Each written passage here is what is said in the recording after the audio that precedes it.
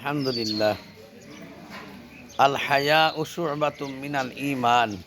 লজ্জা ইমানের অঙ্গ। লজ্জা নাই যার, ইমান নাই তার। এই জন্য লজ্জা থাকা উচিত। যখন আল্লাহ পাক রব্বুল আলামিনের কাবা ঘর যখন উঠায়, হুজুর আকরাম সাল্লাল্লাহু আলাইহি ওয়াসাল্লাম তার পুরনো লুঙ্গি ছিল অথবা কাপড় ছিল। আগে তো লুঙ্গি ছিল না, ধুতি পরতো, কাপড় পরতো। তখন তার চাচা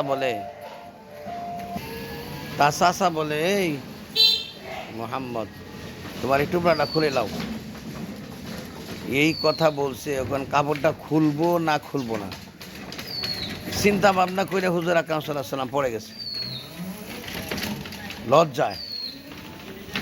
এই জন্য আল্লাহ পাক রব্বুল আলামিন আমাদেরকে বেশি বেশি আমল দান করুক। আমিন। আসসালামু আলাইকুম ওয়া রাহমাতুল্লাহি ওয়া বারাকাতুহু।